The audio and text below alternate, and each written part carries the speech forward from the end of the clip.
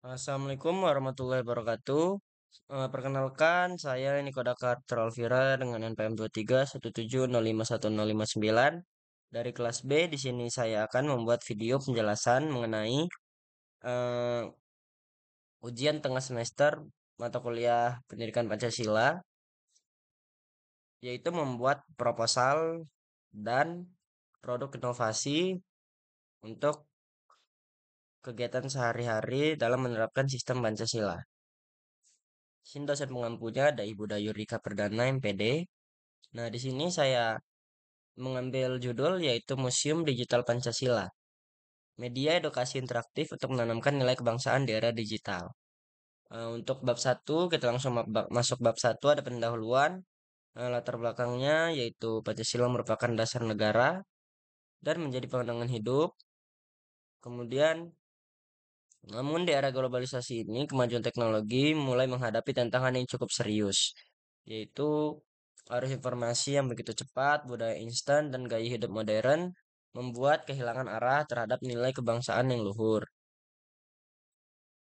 Oleh karena itu, diciptakan inovasi berbasis teknologi yang mampu menyampaikan nilai-nilai kebangsaan.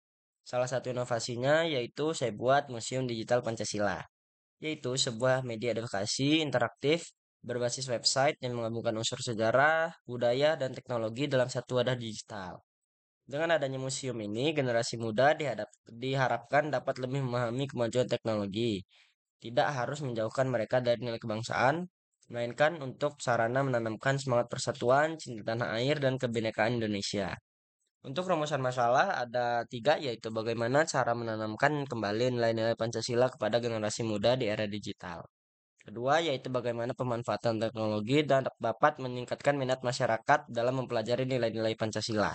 Dan yang ketiga, yaitu bagaimana bentuk inovasi media edukatif yang efektif, menarik, dan berkelanjutan untuk memperkuat semangat kebangsaan.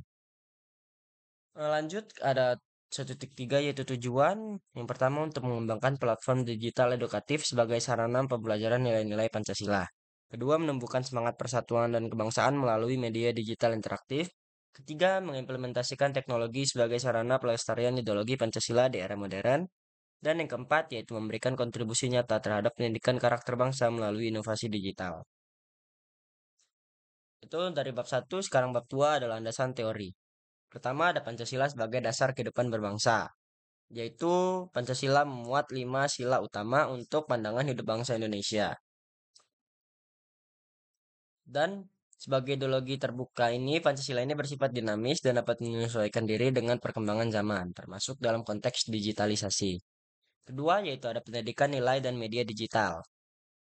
Internalisasi nilai dapat diperkuat melalui proses pembelajaran yang interaktif dan kontekstual. Jadi media ini dapat membentuk perilaku dan karakter masyarakat. Ketiga, yaitu ada transformasi digital dalam pendidikan.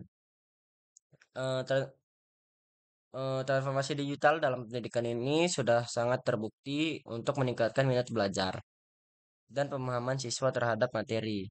Oleh karena itu, transformasi digital sangat relevan diterapkan dalam pendidikan ideologi bangsa.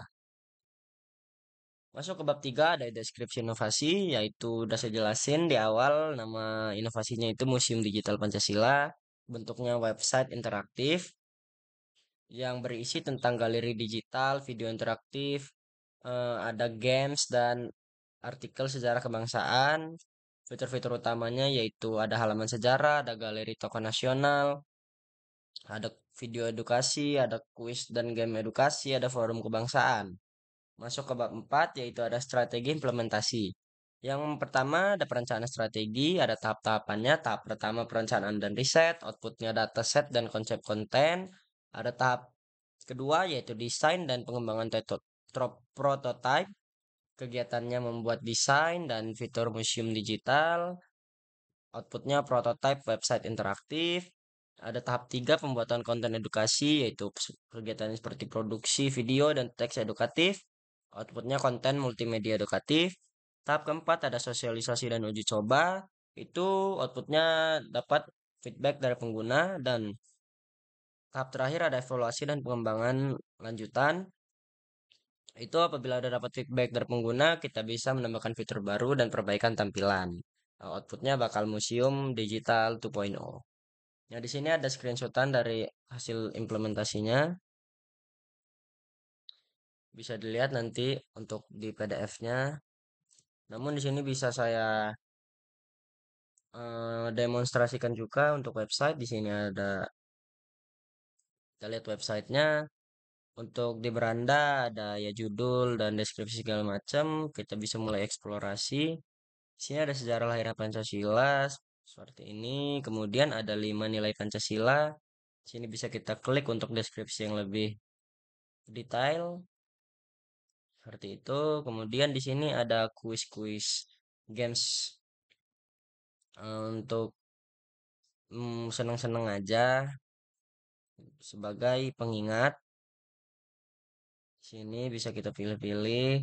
Ini kita bisa lihat skor kita seperti ini. Kemudian ada galeri digital yaitu gotong royong seperti ini. Ada inovasi kegiatannya. Bisa kirimkan ide untuk inovasi kegiatan kita. Kemudian ada about di sini untuk visi dan misi. Kemudian ada form untuk kritik dan saran juga. Nah, mungkin itu demonstrasi dari website yang udah saya buat. Udah saya masukkan juga screenshotannya. Kemudian masuk ke bab 5 ada manfaat dan kontribusi bagi masyarakat, yaitu menyediakan sumber pelajaran yang dapat diakses kapan saja dan di mana saja. Bagi mahasiswa dapat berpikir kritis dan rasa nasionalisme. Bagi pemerintah yaitu mendukung program BPIP dan Kemdikbud dalam penguatan pendidikan karakter. Bab 6 kesimpulannya, inovasi Museum Digital Pancasila ini merupakan langkah nyata dalam menanamkan nilai-nilai Pancasila secara modern dan adaptif terhadap perkembangan teknologi. Museum ini tidak hanya berfungsi sebagai informasi, tetapi sebagai ruang interaksi, kolaborasi, dan pembentukan karakter bangsa melalui pendekatan kreatif. Dengan demikian, museum ini diharapkan menjadi contoh nyata bagi kemajuan teknologi dapat berjalan seiring dengan penguatan identitas nasional dan nilai-nilai luhur bangsa Indonesia. Untuk bab 7 ada penutup.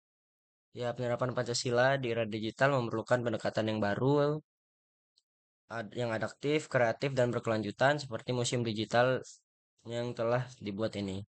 Melalui kolaborasi antara teknologi dan semangat kebangsaan, semoga proyek ini dapat menginspirasi masyarakat luas untuk mencintai dan mengamalkan Pancasila dalam setiap aspek kehidupannya. Nah, mungkin sekian video penjelasan dari saya. Apabila ada salah dan kurang, saya mohon maaf. Saya akhiri. Wassalamualaikum warahmatullahi wabarakatuh.